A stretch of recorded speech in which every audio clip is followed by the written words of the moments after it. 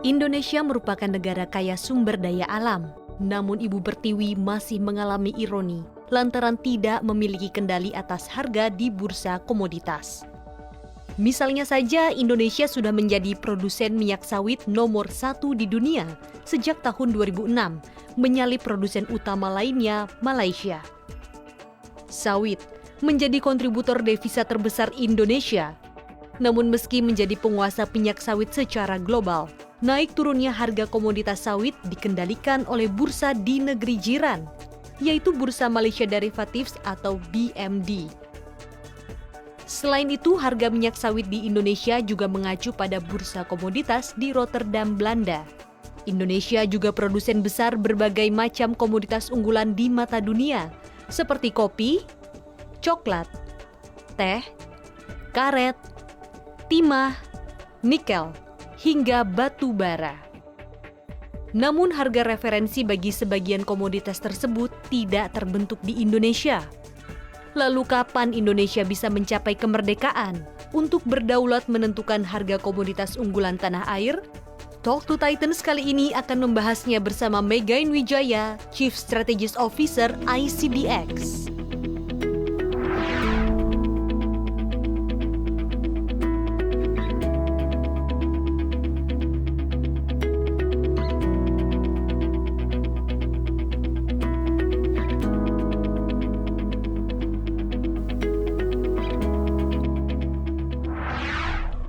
Anda menyaksikan program Talk to Titans bersama saya, Wahyu Daniel. Saat ini saya berada di Gioi Menteng untuk berbincang bersama Director atau Chief Strategic Officer dari ICDX, Megan Wijaya. Selamat datang, Megan. Terima kasih, Mas. Untuk di segmen pertama ini, kita akan membahas soal kisah sukses seorang Megan Wijaya yang udah kita kenal bahwa Megan itu merupakan cucu dari salah satu pengusaha besar di Indonesia yaitu Pak Eka Cipta Wijaya. Kapan Anda memutuskan untuk terjun ke dalam dunia bisnis? Pertama, title itu sepertinya beban ya. Jadi memang karena pendahulunya dan ancestor dari saya itu luar biasa, kiprahnya itu menjadi sebuah motivasi tersendiri ya. Motivasi tersendiri bagaimana caranya menjaga nama baik daripada keluarga. Jadi saya memutuskan untuk masuk dunia usaha itu ketika di tahun 2006. Udah berapa lama ya? 16 tahun yang lalu ya, 16 tahun yang lalu sekitar di Indonesia. Itu awal karirnya saya. Tapi di tahun 2009 ini panggilan saya itu di bidang keuangan sebenarnya. Emang hobinya di situ? Emang hobinya di situ. Saya tuh ngerasa sangat terpanggil untuk bidang keuangan dan saya melihat sebuah opportunity sebenarnya di Indonesia. Indonesia ini negara penghasil komoditas. Benar. Top 10 lah ya, top 3, top 2, top 1 malahan gitu ya. Tapi kok nggak ada bursanya gitu. Kenapa bursanya itu belum bisa benar-benar menjadi price discovery center? Maka saya tertantang dan ketika saya dipercayakan oleh pemerintah di tahun 2009 gitu ya untuk melaksanakan tugas ini, saya ambil kesempatan tersebut. Jadi meskipun dari keluarga yang maksudnya pengusaha sukses, tapi Megan, Anda memilih untuk jalur karir sendiri gitu ya? Oke. Awalnya itu bagaimana sih Anda melihat masuk ke ICDX gitu dan akhirnya bisa memilih sektor komoditas gitu? Jadi salah satu mata pelajaran yang saya suka ketika saya di bangku kuliah itu adalah manajemen risiko. Jadi manajemen risiko ini mempelajari tentang derivatif, instrumen-instrumen derivatif dan termasuk komoditas gitu. Jadi saya pikir wah ini kok di Amerika Serikat luar biasa banget ya, bursa derivatifnya sangat maju, pendalaman pasar keuangannya jalan, itu jadi bekalnya saya gitu. Dan saya pikir Indonesia should have the same thing gitu. Indonesia harus punya market infrastructure yang benar-benar bersaing di pasar global. Oke. Kan sekarang kira-kira Megan itu udah 13 tahun ya di ICDX ya. Nah, bagaimana strategi Megan sendiri dan ICDX itu untuk bisa eksis di industri komoditas, bursa komoditas utamanya gitu dan tetap memperoleh pengakuan dari masyarakat stakeholder? Itu bagaimana strategi? Jadi salah satu soul searching yang kita lakukan dalam beberapa tahun terakhir ini apa sih benefitnya kita buat masyarakat Indonesia, apa sih benefitnya kita untuk negara ini, dan ketika kita punya visi untuk melakukan modernisasi daripada market infrastructure, baru kita menemukan jati diri kita sebenarnya. Bahwa ketika kita membuat perusahaan ini, itu bukan semata-mata hanya untuk profit, bukan semata-mata hanya untuk itu saja, tapi memikirkan bagaimana kita melakukan sebuah impact yang luar biasa buat Indonesia terutama, dan melakukan modernisasi dan digitalisasi dari perdagangan komoditas, sehingga Indonesia itu dipandang dan berdaulat dalam 10 tahun ke depan. Meskipun banyak ya tantangan yang harus di itu ya. Tapi tantangan sih pasti selalu ada ya. Yang penting 3P tadi itu ya. Betul, 3P. Persistent, perseverance, sama patient.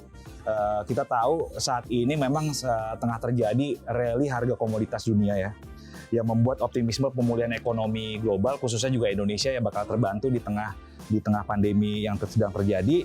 Nah, bagaimana pendapat Anda soal kenaikan harga komoditas? Kita tahan dulu jawaban Anda. Kita akan pindah ke tempat yang berbeda nih.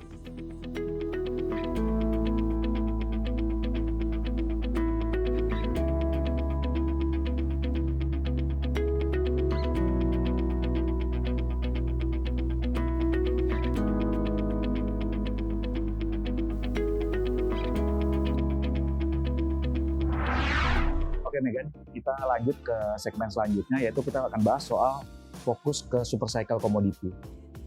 Menurut Anda bagaimana peluang rally harga komoditas di 2022?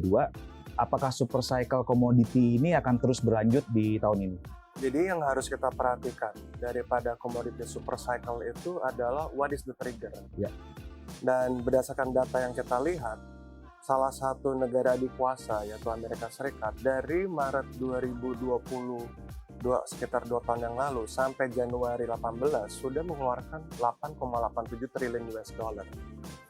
Dan berdasarkan data yang kita lihat secara pattern, kita ngeliatin bahwa komoditi super cycle ini biasanya diawali dengan adanya kebijakan QE daripada market.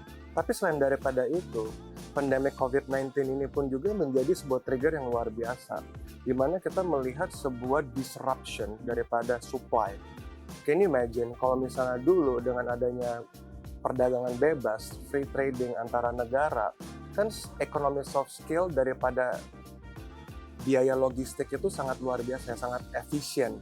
Tapi dengan adanya pandemi, lockdown, ini membuat disrupsi terhadap supply daripada kontainer contohnya. Distribusi ya berarti. Distribution channel, logistik itu sangat luar biasa. Berdasarkan Web Cargo Index, kita ngeliatin bahwa di tahun 2020 itu rata-rata freight cost itu 1.200.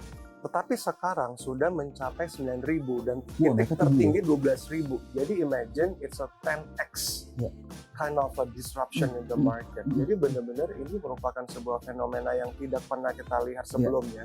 Apalagi negara makin interconnected. Sehingga daripada disruption, daripada shock supply ini membuat harga komoditas itu rally. Tapi yang menjadi pemikiran berikutnya harus kita benar antisipasi adalah quantitative easing. Normalisasi ya. Normalisasi daripada kebijakan the Fed. Apakah ini akan berlanjut, apakah tidak akan berlanjut. Sehingga kalau tidak berlanjut, artinya akan ada koreksi daripada pergerakan harga komoditas. Berarti kalau misalkan melihat dengan situasi-situasi yang tadi, produk apa sih kira-kira yang paling, komoditas apa yang akan naik paling kenceng di tahun ini kalau melihat situasi dunia sekarang, terus kebijakan-kebijakan dari pemerintah di dunia, terutama Indonesia, menurut Anda bagaimana, Mika? Baru hari ini kita melihat bahwa harga crude oil menyentuh $90. Wow. In which ini baru surpassing di tahun 2014 terjadinya. Jadi ini balik lagi ke 8 tahun yang lalu gitu. Jadi menyentuh all high-nya. Belum menyentuh all high, all high-nya di 100. Tapi kemungkinan untuk rally sampai titik tertinggi itu sangat memungkinkan. Sehingga harus diantisipasi juga terhadap permintaan maupun juga usage daripada crude oil itu sendiri. Tapi menjadi paling penting buat Indonesia khususnya adalah greenflation. Greenflation itu adalah sebuah tendensi inflasi daripada kenaikan harga komoditas, di mana there is a structural changes kepada elektrifikasi dan juga green vehicle. Jadi harga-harga logam mineral maupun juga logam dasar maupun logam jarang akan naik. Seperti contoh berdasarkan research yang dilakukan salah satu investment bank, by 2050 demand terhadap tembaga itu kan naik double. Wow. Nah, jadi kita akan melihat bahwa there is this shifting yang luar biasa kepada new economy, which is green economy, yang berbasiskan elektrifikasi, green vehicle, renewable energy, dan ini akan menjadi sebuah fenomena yang baru yang harus kita antisipasi. Berarti transisi energi yang sekarang lagi didengung-dengungkan dunia itu justru menjadi angin segar lah buat Indonesia, khususnya yang kaya komoditas itu. Menurut Anda. Untuk CPO, kan sekarang fenomena CPO, minyak goreng kan itu juga mungkin menjadi salah satu pemicu kenaikan harga CPO tahun ini mungkin. Bagaimana menurut Megan? Kalau harga CPO ini memang kalau saya personally lihat ya, ini personal, bukan view daripada ICBX. Ini ada dua faktor. Yang faktor itu pertama makroekonomi ya. Benar. Kita ngeliatin bahwa dari tahun ke tahun itu harga CPO itu udah naik di atas 56%. Jadi kita ngeliatin what's going on. Yang pertama kita ngeliatin bahwa there is a high demand to it. Dan juga kita ngeliatin bahwa harga ekspor Indonesia luar biasa ya. Jadi kita ngeliatin juga bahwa kemungkinan juga kita antisipasi ada unsur spekulasi juga di situ. Nah, karena harga ini juga udah doesn't make sense sebenarnya. Tetapi bagaimanapun terjadi, harga masih tinggi. Ini merupakan sebuah time yang sangat penting untuk semua pelaku pasar komoditi pada umumnya untuk really look at their cost structure. Jadi justru ketika boom ini kita bukan melakukan investment ya, bukannya ketika boom ini kita melakukan investment lebih ekspansif, tapi justru harus lebih prudent. Justru harus ngeliatin bagaimana kita melihat cost structure-nya kita buat lebih efisien lagi, sehingga ketika ada downturn kita akan lebih efisien company-nya. Mega, ini kan tadi ceritanya menarik, CPO akan terus ada peluang untuk naik. Logam-logam mineral juga akan ada peluang untuk naik karena adanya new ekonomi tadi. Apa yang harusnya diambil oleh Indonesia nih, pemerintah Indonesia nih, melihat fenomena super cycle komoditi ini? Apakah kebijakan-kebijakan selama ini sudah sejalan atau bagaimana menurut Megan sendiri? Kalau saya sih melihat ya, aspirasi dari pemerintah itu sudah cukup jelas ya. Aspirasi pemerintah itu adalah Indonesia tuh jangan hanya jadi eksportir bahan baku saja. Kan lucu nih, ekspor bahan baku di refine di luar negeri, tapi diekspor diimport lagi ke sini, value added-nya nggak di Indonesia gitu. Nah, value added ini menjadi tantangan tersendiri buat pemerintah dan pelaku pasar. Nah, tapi secara overall it's a good strategy to have gitu. Bagaimana caranya kita bersama-sama dapat membuat value added-nya di Indonesia, jangan di luar negeri. Oke, berarti kebijakan pemerintah untuk menahan ekspor sejumlah bahan baku tadi, itu bahan mentah komoditas itu udah jadi langkah yang tepat, tapi meskipun perjalanannya kayaknya ini nggak bisa instan gitu, Megan. Bagaimana menurut Anda?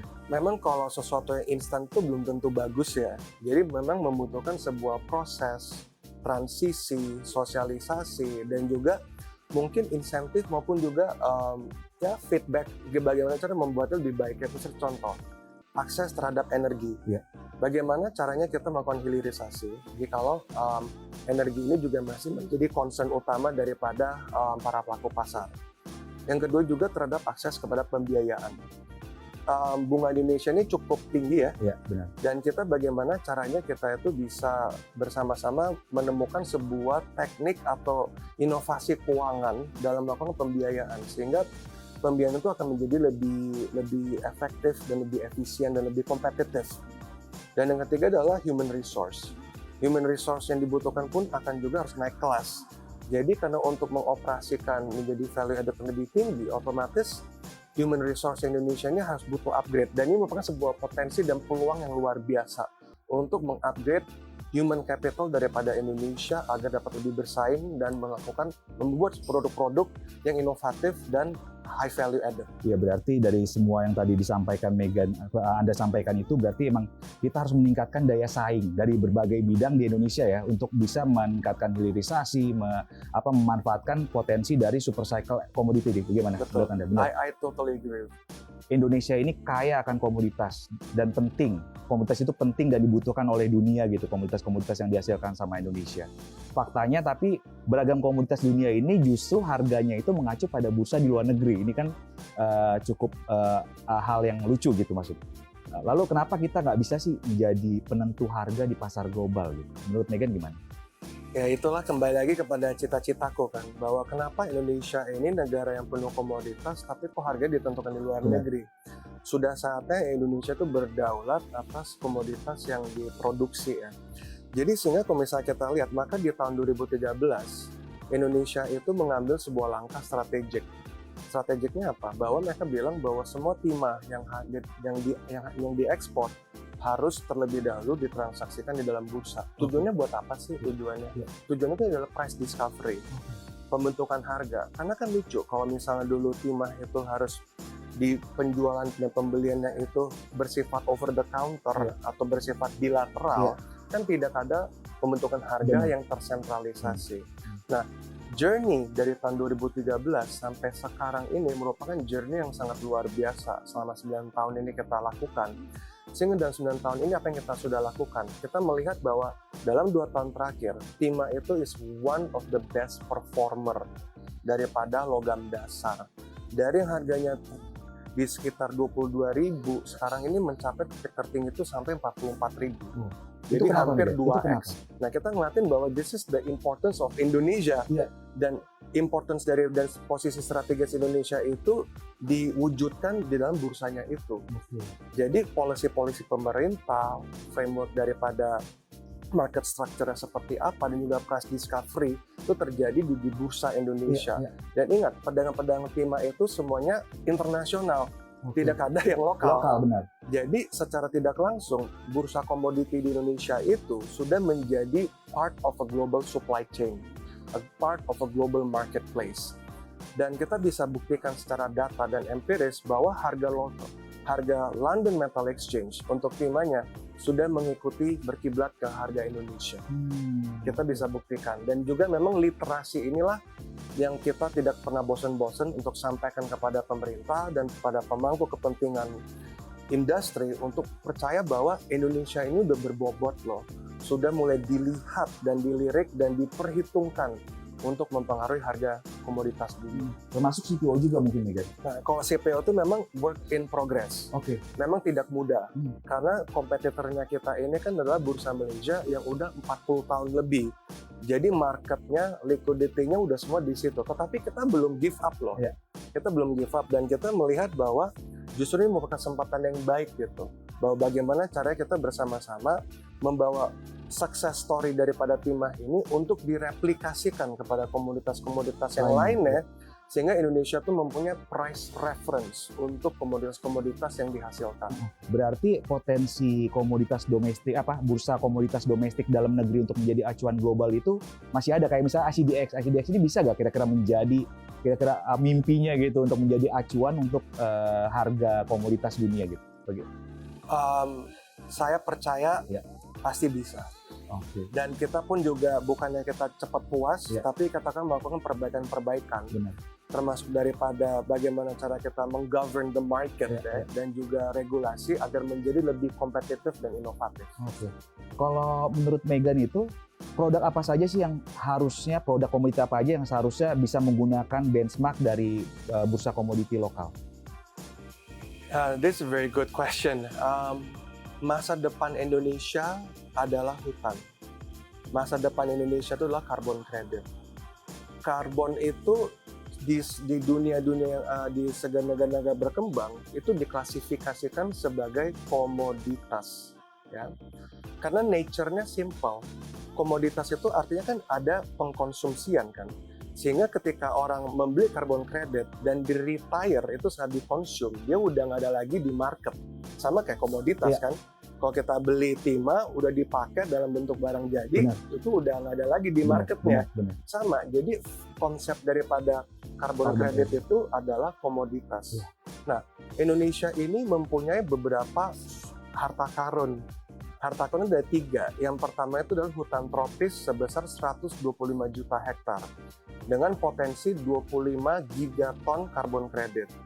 Yang kedua adalah hutan mangrove, di mana hutan mangrove ini sekitar 3,31 juta hektar dan produksi dan potensi karbon kreditnya itu sekitar 33 gigaton.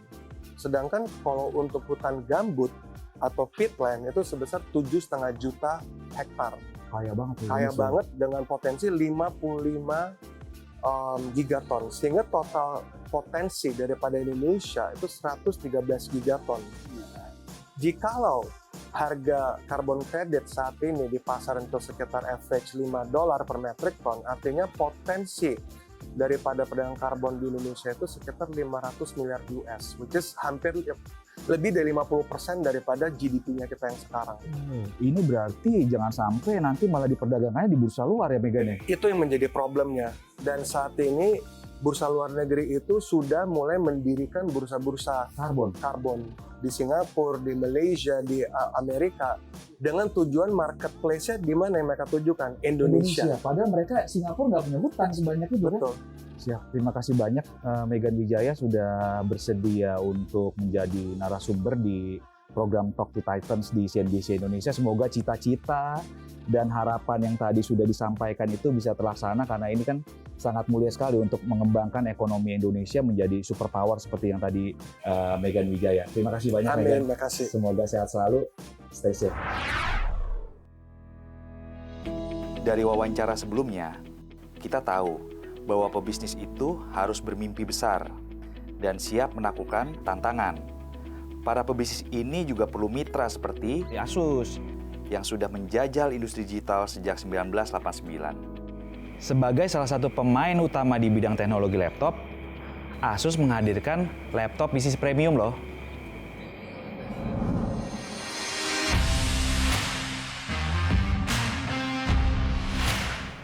Inilah ExpertBook B9400 generasi terbaru dari seri laptop ExpertBook B9.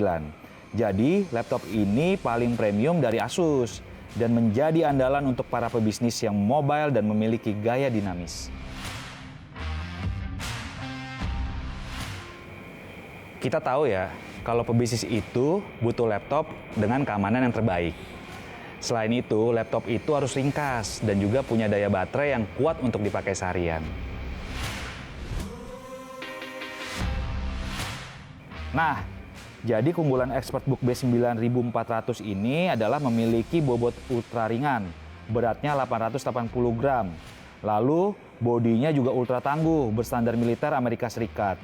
Jadi luar biasa ya. ExpertBook B9400 didukung performa dan keamanan terbaik di kelasnya. Intel Core i7 generasi 11 dengan modul TPM 2.0 untuk menjaga data Anda tetap aman. Selain itu, baterai tahan lama juga mampu menemani kerja Anda hingga 20 jam, plus dukungan fast charging. Jadi mantap lah. Konektivitasnya juga beragam, mulai dari HDMI hingga micro HDMI. Bicara soal privasi, ada webcam shield, lalu biometrik login menggunakan IR kamera, serta eksklusif Asus number pad. Para pebisnis juga bisa menggunakan iNoise Cancelling Audio yang meredam suara berisik di sekitar, sehingga bisa nyaman meeting online di mana saja. Nah, laptop B9400 juga terintegrasi dengan aplikasi My Asus yang ada di ponsel.